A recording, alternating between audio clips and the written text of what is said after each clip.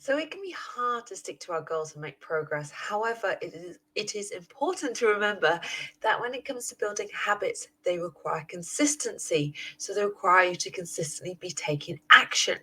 However, consistency can take you down the right path or down the wrong path. And in this video, we are going to look at both. So I'm going to start off with a quick analogy to give you a bit of a description idea of how this works. So I want you to imagine you're seeing some ants walking around or down a path. So you'll see all the ants following in one line, one after the other. And you know that when a leaf or something falls in the path, they sort of scatter everywhere. Yeah? Now, when they scatter, eventually one will go off one way, one will go another, but nobody has a strong pathway. So eventually one will go off, another one will follow, and of course then they start following off on a new line.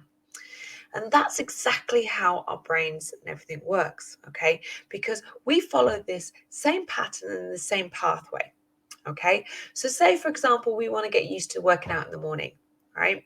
So we are never getting up early, so we want to change this pattern, okay? So we're going to try and break this hardwired process and thoughts that go through our minds and our bodies.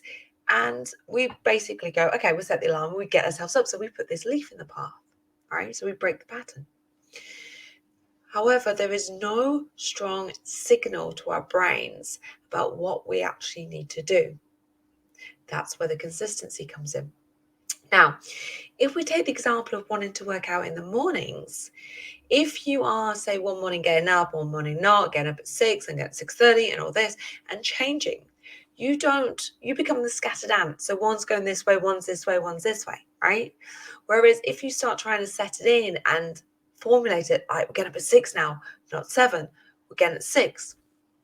So you set in a sort of a limitation, a restriction, a set parameter. So you start building a new pathway.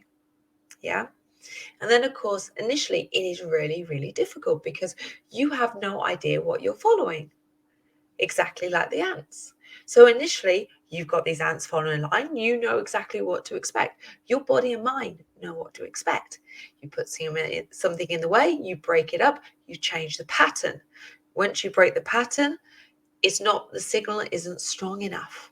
Okay, so you need to strengthen that signal to build the new habit. And that's what it is, whatever we want to do, whether it is a movement that we're learning for a particular sport, whether it is get up in the morning, whether it is something like when we have our coffee or anything, our brains work in a certain way. Now, consistency kicks in because we have to consistently do something to actually build that strength in that pattern. Okay, now the reason I say you can be consistently going down the wrong path is that you can be consistently taking action, but your action may not align. So, although you'll see progress and you'll move in a direction, you won't move in the direction that you want. Okay. Now, let's stay with the idea of the getting up and the going for a workout. Okay. So, we're going to set this idea. We want to lose some weight, want to get body into shape, whatever it is, get fitter. So, you've got your goal. The aim is, okay, the best time for me to work out is in the morning. I'm going to do Monday to Friday before work. Set your time. So you're changing your pattern. Okay. Now, you could go to the gym and go, okay, I'm going to do half an hour on the cardio and do like nice and steady, and then just do a couple of weights machines and then go home. Right. So you could just do that. So although you could go, okay, I got a sweat on, I did my work, I did all this, you could not have a workout plan that actually is what you need. Okay. So you may, for example, need more strength work. You may be working towards a long distance run, for example, and need different cardiovascular training. Right. So you may not have, although you're changing the habit and you're consistently taking action, what you're doing might not actually be aligned. So this is where we talk about inspired action and taking the right action so that whatever you're going to do is going to move you forwards, because we always want to move forwards. All right. So let's break this down. How are we going to achieve this? Because that's the important part, really. Because really, we can go, okay, I can do all this, I can do all that, but how am I actually going to make it happen? Okay. So first thing is we're going to set together an action that you want to do. Okay. So whether it is the workout in the morning, whether it is a case of a healthier lunch, you choose what one thing that you want to do. And the reason I say one thing to begin with is because the body and mind will resist change. So to gain a little kickback or as little kickback as possible and actually make change happen, break it down nice and easy. So just choose one thing, okay? Now, you need to make sure that one thing that you're going to focus on aligns with your own goal. So if it's a weight thing that you want to do, then of course, changing how you eat is obviously going to connect, just like changing your activity levels is going to connect. Now, when you decide on your one thing that you're going to take your action, that's where you're going to start. You're going to go, okay, I need to do this. This is my goal. So if you caught my live session from the other day, we talked about motivation and discipline. So you find your motivating factor, the thing that you really want to achieve, okay? Now, we're then going to kick the discipline in and stay consistent with doing it, okay? Because then that way we can consistently see the results and progress. Now, when we start putting this all together, that's kind of step 2. So we start putting these actions together. Step 3 is the regular reviews, okay? Because what can happen is you can consistently do something. So you'd be like, okay, I need to stay with the mornings. I need to get up early. I need to work out early. I need to do this. And you set this parameter, okay? You set this level of what you need to do. Now, you can then keep going and go, okay, and you can keep going and going and going. Sort of 6 to 12 weeks, your body sort of gets used to it. This is why we see this sort of peak and this sort of, it plateaus slightly. So you don't see as much progress.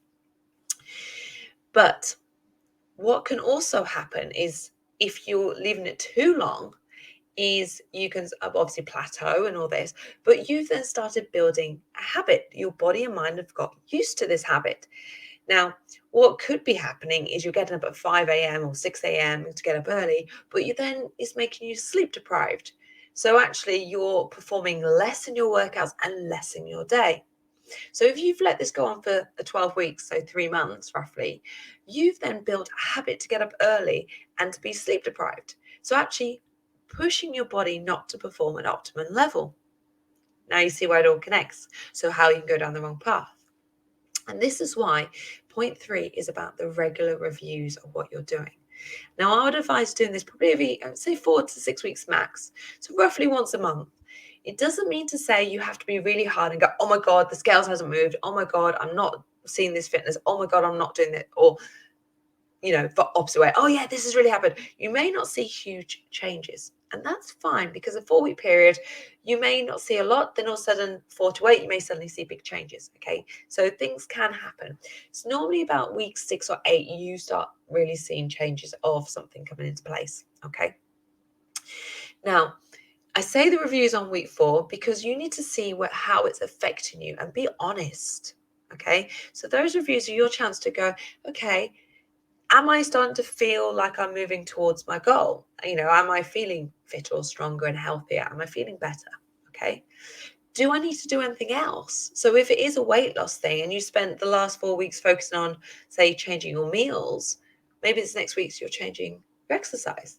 Or vice versa. Maybe you started off with the gentle exercise and then, okay, let's start focusing on the different foods I'm putting in my body, how I feel my exercise. Okay. So that's your chance to review. And I'm not saying big changes. Like I say, we take up to 12 weeks to get used to something. So I wouldn't say do a massive change unless you're dramatically going down the wrong path until about week 12 for 3 months. Okay. If you feel yourself steering off, obviously change it. Okay. But those little reviews are your chance to take the reset and just adjust. So if you do start meandering off, you pull yourself back, okay? Because it's much easier and you will have less resistance because that pattern, that pathway is less strong. It's not going to be as strong, okay?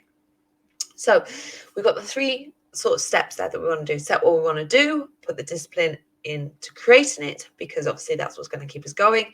And of course, stay consistently taking the action of what we want to achieve. And then of course, take the time to review.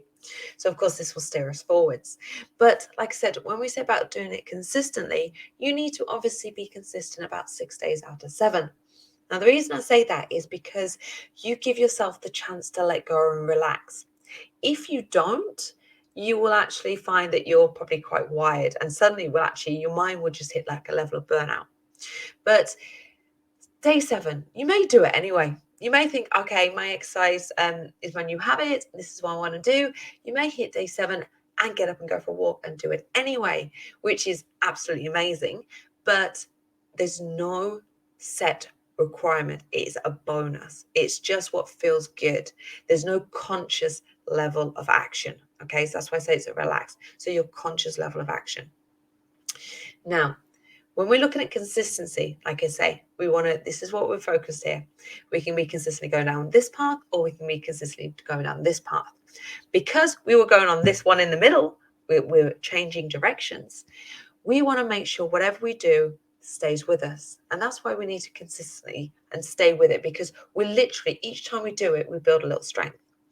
Now, here's the final little tip. So if you stay tuned, good job, because here's a little extra for you. What can happen? Say we want to do something 10 times, okay? Say we're going to catch a ball with our right hand, okay? So you catch a ball and you're going to do 10 times. If you catch it 8 times, then drop the ball, okay? What happens? You've now set in a failure at session 8. So if you catch it number 9, you've only got a single catch that your brain is remembering, okay? Now I use that because that's quite a physical sort of thing. We can probably visualize catching something, and then we can imagine dropping something. That's why that's quite a nice example. So if you sort of go, okay, I need to do this 10 times, and you hit number 8, you start again. Okay, you're not starting at the beginning. So do not panic at that point. You're not suddenly going, oh, I've got to go back to day 1. You're not going back to day 1. But you have to accept that it hasn't gone quite right. It's not failure. Failure is the minute you quit and you give up. It's going, it didn't go quite right today, but you know what? Let's try again. Do it again. So next time you might get 6 times, or you might get the full 10. You hit the 10, you hit the parameter, you go, cool, I'm good. We're good. Okay. And that's how you start building. But when we say about consistently doing the right action, if you are consistently doing the right thing, but not quite right to align with the goals, it can lead you down the right path, although feel like you're taking inspired action. So use those times to review, reflect, and assess. Simple. I know it sounds quite logical, but actually sometimes this is why tracking is so powerful. It can actually help you move forwards a lot quicker. So get the notebook, get a tracking diary, use them, and make the tools work for you so that you can actually take out all those little things that you don't need to think about. So hopefully, guys, that's been a little bit of value for you. You found it kind of useful. If you have, obviously, you know what to do. Hit the like, drop your comments, send me your thoughts. And otherwise, I will see you in the next video.